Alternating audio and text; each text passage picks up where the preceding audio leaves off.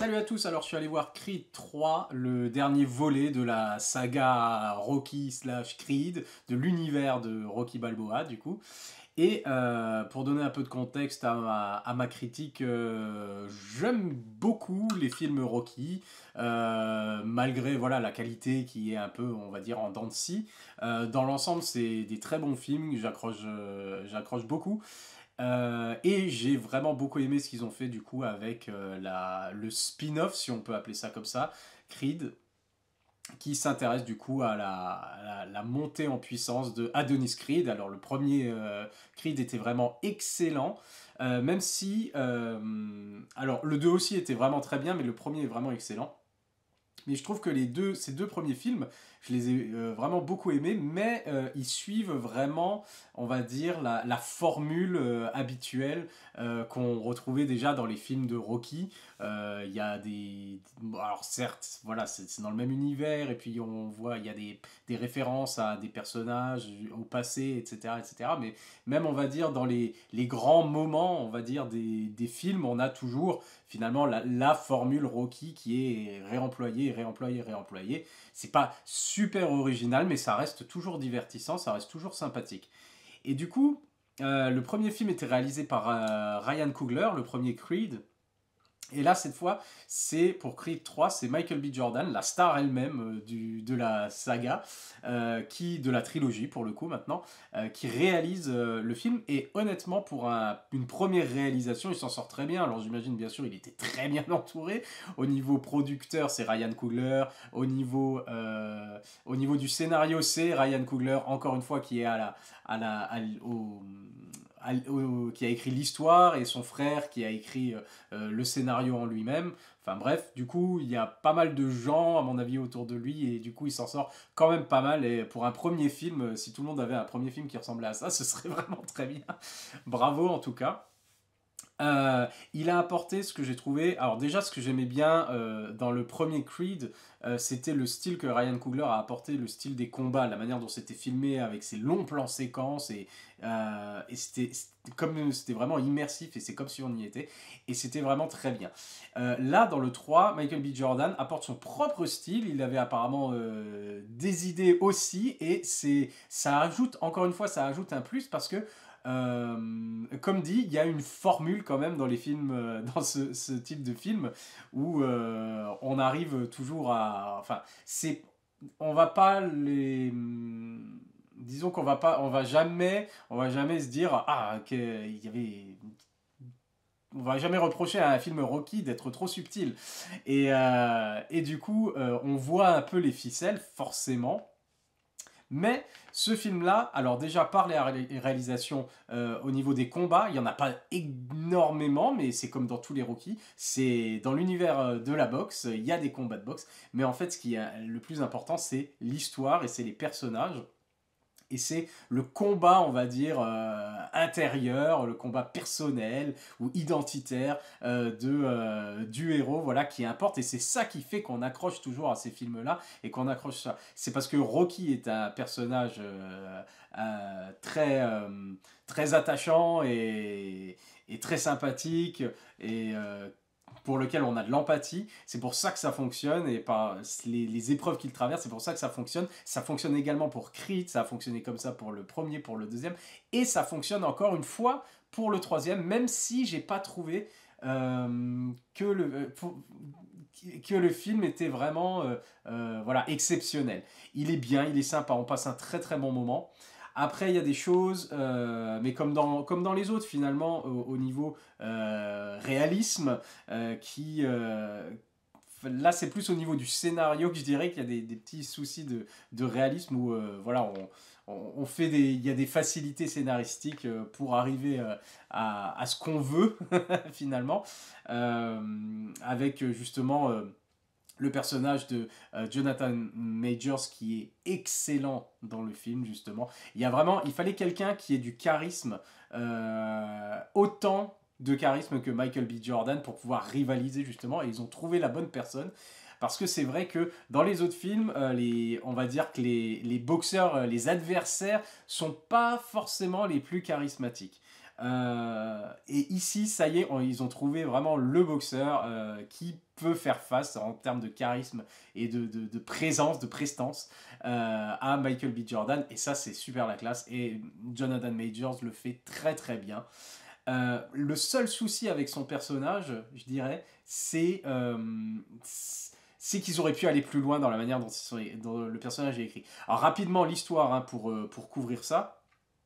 C'est ben voilà, Adonis Creed, il est arrivé, il est au top du top, il est nouveau champion du monde, c'était son dernier match, il prend sa retraite et devient genre plutôt propriétaire de sa marque, de son club de boxe. Euh, il coach finalement, de loin bien sûr, hein, lui c'est plus le businessman maintenant, il coach de loin un protégé, son protégé si on veut, voilà, le futur champion, etc. Et voilà qu'arrive Damien, je me souviens déjà plus des noms, Damien, du coup, un ami d'enfance, le frère qu'il n'a jamais eu, qui ont traversé des épreuves, ils sont passés de foyer, enfin ils étaient dans le même foyer d'accueil, etc. quand ils étaient jeunes, etc. Et ils se sont plus vus depuis 20 ans, un truc du genre, 18 ans, 18-20 ans, parce que Damien était en prison, et alors qu'il était en prison, en fait, il n'y a plus jamais eu de contact, et quand il sort, du coup, il veut son dû, parce que c'est lui, plus ou moins, qui a inspiré d'une certaine manière, plus que Apollo Creed, qui a inspiré finalement Adonis à devenir boxeur. Et lui, il était en face apparemment de devenir un grand champion. Et là, il a bossé toutes ces années en prison, il a travaillé, il a continué à travailler pour son rêve, et là, il sort, et il veut pouvoir affronter justement le champion, il veut pouvoir être champion du monde. Et du coup, c'est là que finalement le scénario, on va dire, est divertissant, mais manque un peu de cohérence parce que en fait, ce gars qui sort de prison au bout de 18 ans, qui a jamais boxé professionnellement, il a droit finalement à tenter son premier match pro, c'est face à champion du monde pour le titre de champion du monde, quoi. Voilà. Et alors, je vais pas spoiler tout le film, bien entendu, mais ce personnage est bien sûr toxique pour Adonis, et parce qu'il le renvoie à son passé, et aussi parce qu'il vient un peu bousculer tous ses plans et tout son avenir, finalement son présent et son avenir, tout en le forçant du coup à se remettre dans ces événements traumatisants de la jeunesse. Et c'est dévoilé bien sûr par flashback au fur et à mesure. Et c'est ce type de film où justement le personnage va être là, et que tout le monde va lui demander, sa femme va lui demander qu'est-ce qui se passe, qu'est-ce qui t'arrive, dis-moi, explique-moi. J'ai pas envie d'en parler parce qu'ils ont décidé qu'on nous révélerait le pourquoi du comment. En deuxième partie de film, ça fait que toute la première partie, le personnage sait et il veut pas le dire. Et du coup, on est là, allez, dis-nous. Même si, bon, c'est pas une grosse révélation et qu'on se doute plus ou moins de ce qui se passe. Mais c'est important, on va dire, émotionnellement pour le personnage. Et donc, c'est plutôt bien fait, même si, voilà, des fois, au niveau des dialogues, c'est un peu lourd. Et au niveau du réalisme, on va dire, de ce qui se passe, ça se passerait pas comme ça dans la vraie vie, quoi. C'est pas en termes de ils ont des super pouvoirs ou des choses comme ça, c'est vraiment au niveau scénario, voilà, que c'est pas très cohérent, on va dire. Mais bon, Adonis a une dette envers Damian, et du coup il va lui permettre de combattre son poulain, et puis arrivera ce qui arrivera. Il y a l'élément, je trouve, qui était... Alors déjà, c'est très bien... trois choses. Trois choses. Déjà, il n'y a pas Rocky. Sylvester Stallone n'est pas là pour plusieurs raisons. Une des raisons, on va dire, scénaristiquement, c'est qu'à la fin du 2, déjà, on voit que Stallone passe la main. Donc on pouvait se dire que dans le 3, il serait plus là, parce que clairement, on nous fait comprendre dans Creed 2 que Rocky c'est fini, et que maintenant il va essayer de recoller les morceaux avec son fils, et que voilà, lui la boxe maintenant, il a fait ce qu'il avait à faire. Et donc voilà, donc scénaristiquement ça c'est bien. Ensuite, derrière, voilà, dans les coulisses, Stallone s'est pris la tête avec le producteur qui a les droits sur Rocky, parce que Stallone n'a pas les droits sur Rocky, même s'il a créé tout l'univers lui-même. C'est triste, mais c'est comme ça. Et de plus, il n'était pas fan de la direction, justement, artistique, scénaristique, que prenait Michael B. Jordan, du coup, pour Creed 3. Il n'était pas trop d'accord avec ça, et du coup, voilà, il a décidé de ne pas s'investir dedans. Parce que je pense, honnêtement, il y a au moins une scène dans le film où, même si Rocky ne... On est d'accord scénaristiquement, Rocky... Bon, il faut qu'Adonis réussisse les choses par lui-même et pas toujours d'avoir Rocky à côté.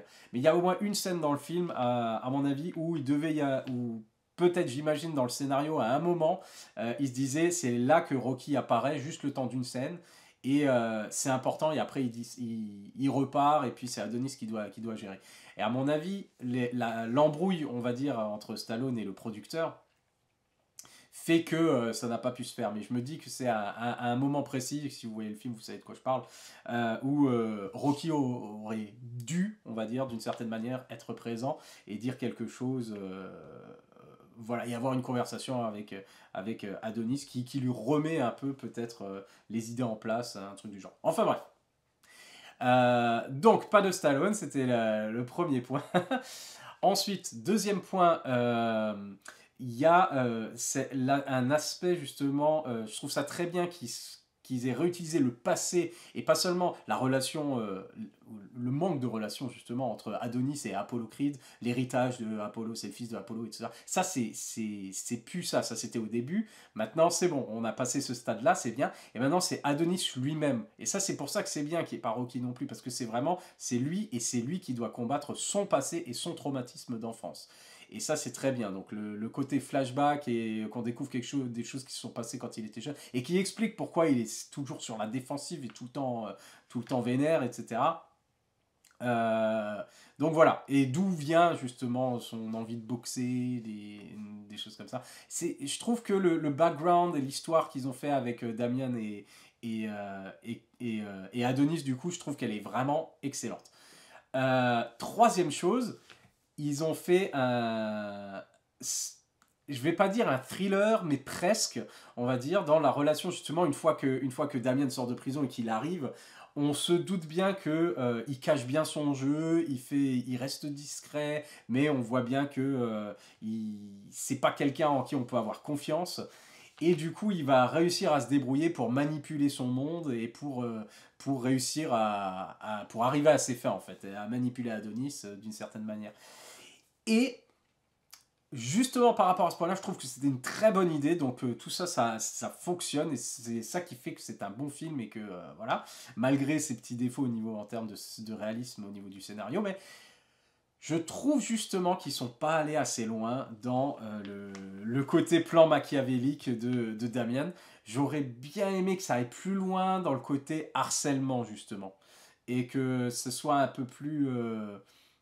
je sais pas, que ça impacte un peu plus la vie de Adonis. Parce que là, le coup, c'est juste, voilà, j'étais entourloupé, j'étais manipulé ou quelque chose comme ça, mais euh, ça aurait rendu les choses encore plus intéressantes s'ils avaient fait vraiment tourner ça autour de... Le gars, il lui pourrit la vie à tous les niveaux, quoi, jusqu'à ce qu'il arrive à ses fins, et jusqu'à ce que l'autre craque et qu'ils s'affrontent tous les deux sur le ring, enfin bref.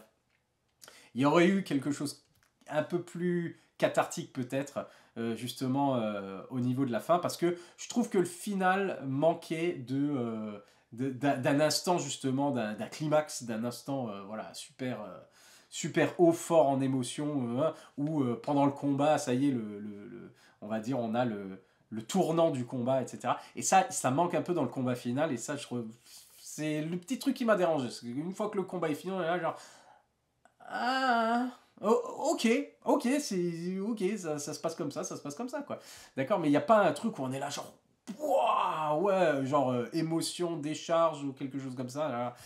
Et il manque ce petit truc-là, et je pense que s'ils avaient fait le personnage encore plus sombre pendant le film, peut-être on aurait eu ce côté-là.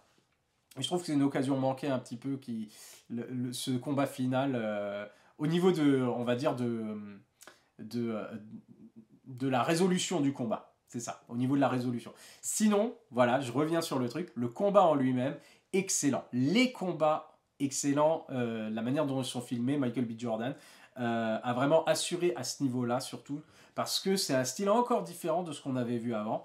Et j'ai beaucoup aimé, notamment dans le premier combat, genre le dernier combat d'Adonis Creed de prendre sa retraite, où il nous montre justement l'assurance du gars qui sait maintenant encaisser et qui en fait, il utilise vraiment sa tête, il est là en train de cogiter comment, alors que l'autre lui en envoie partout et que lui, il est plus ou moins concentré, voilà, c'est l'expérience maintenant qui parle, c'est genre, comment est-ce que je vais faire. Alors, c'est vraiment cool à regarder, il est badass à fond et ça fait penser, ça rappelle un petit peu les scènes dans Sherlock Holmes de Guy Ritchie là avec, c'est un peu filmé justement comme Guy Ritchie filmerait peut-être un match de boxe où il observe voilà il observe le défaut au ralenti, on a un petit slow motion où il observe voilà les côtes du gars, là il a un point vulnérable, un point faible ici, un point faible ici et d'un coup boum c'est parti, et il le tape exactement là où il voulait, à plusieurs reprises, etc. Et puis il gagne le match, etc. Et donc j'ai beaucoup aimé la manière dont c'était fait justement avec ce côté un peu slow motion, mais qui est pas abusé, où c'est genre juste pour des effets, des belles images ou des trucs comme ça. C'est vraiment utile, on va dire, pour montrer la psychologie du personnage à ce moment-là. Et pareil, le combat final, il y a super idée à un moment où ils isolent les deux boxeurs, ils enlèvent tout autour, tout le décor, tout le public, etc. Et c'est juste l'un contre l'autre. Et il y a plusieurs images vraiment très belles dedans et la manière dont c'est filmé vraiment, avec des effets de miroir, de la symétrie, etc. Je trouve que c'était vraiment très bien mis en scène. À ce niveau-là et donc c'était très divertissant, super classe, super badass et une très très bonne bande son. Alors je sais plus qui a fait la bande son, c'était Ludwig Göransson qui faisait sur les deux premiers, mais c'est plus lui maintenant. Mais en tout cas, très bonne musique quand même, notamment sur ce combat final que j'ai trouvé vraiment excellent. Jusqu'à justement la résolution, je trouvais qu'il manquait un petit truc quoi. Autre chose justement que j'ai dit, j'aurais bien aimé qu'ils aillent à fond sur le harcèlement, c'est parce que ils font tout. Il y a une sous-intrigue, alors il y a quelques sous-intrigues forcément avec Tessa Thompson, la femme de Adonis du coup, qui elle est productrice et puis voilà parce qu'elle chante plus, parce que elle peut plus faire de la scène, etc. Des choses comme ça. Et on n'a pas l'impression que ça va vraiment quelque part, ça. On voit pas vraiment où ça va. Ça reste encore en suspens, je trouve, à la fin. Et il y avait une petite sous-intrigue aussi avec la petite fille, Amara, du coup, Creed, qui se fait un peu harceler à l'école et qui se met à vouloir boxer, qui est, on va dire, passionné par la boxe, parce que ce que fait son papa, etc. Et je trouve que là aussi, il y a quelque chose peut-être, c'est pas mal, mais alors, ça rajoute, on va dire, le contexte familial, etc. Ça rajoute à l'émotion, mais on va dire que thématiquement ça aurait pu aller justement plus loin, ils auraient pu lier même les deux intrigues entre justement, comme je dis, j'aurais bien voulu plus de harcèlement du genre les nerfs à vif ou quelque chose comme ça de la part de Jonathan Majors, de Damian. Et ça aurait pu faire écho justement à ce que vivait la petite fille aussi, elle, à l'école, ou quelque chose comme ça. Enfin, bref, je ne vais pas réécrire le film, mais je trouvais justement, il y a des éléments super intéressants, mais qui n'étaient pas forcément utilisés au mieux et au meilleur moment. Voilà. Donc, en gros, on voit venir à plus ou moins les choses dans ce film. Il n'y a rien de très surprenant, mais ça reste quand même très divertissant et ça reste un très bon film quand même si j'avoue c'est peut-être celui que j'aime le moins de la trilogie. Mais quoique. En tout cas, il vaut pas le 1, ça c'est sûr. Le 2, faut voir avec le temps. En revisionnant le film peut-être. Et du coup, voilà, les ficelles sont un peu grosses. Mais ça, c'est classique pour tous les Rocky. Ou Creed, du coup. Mais je dois dire que là, ils ont apporté quelque chose d'un peu plus original, justement. Avec le passé qui revient hanter Adonis et ce personnage de Damien qui revient justement le mettre en face de son traumatisme. Et ça, j'ai trouvé ça pas mal et ça se démarquait justement un peu plus de la formule classique, même si on retrouve bien sûr les éléments, la défaite, être au bout du rouleau, le montage d'entraînement, la motivation qui revient, les bons sentiments, etc. Bien sûr, il y a tout ce qui fait un bon film de Rocky ou Creed, d'accord, mais j'ai bien aimé qu'ils ont ajouté quelque chose justement de neuf, voilà. Et ça, c'était bien vu, même si ça aurait pu aller un peu plus loin et qu'il y a des choses qui sont traitées de manière un peu légère peut-être, et j'aurais bien aimé que ce soit un petit peu mieux. Mais voilà, je vais pas non plus cracher sur le film. J'ai bien aimé, j'ai même beaucoup aimé, j'ai passé un très bon moment. Je crois qu'il fait même moins de 2 heures, donc ça passe très bien. Les acteurs sont vraiment excellents, même si voilà, les dialogues sont pas des plus, euh, des plus intéressants ou des plus mémorables, on va dire. Mais voilà, je perds mes mots. Je conseille le film, voilà, à n'importe qui aime de toute façon ces séries de films-là. Ça marche toujours aussi bien et c'est très bien fait, même si c'est pas le meilleur. Voilà, c'est tout pour Creed 3. À la prochaine. Bye.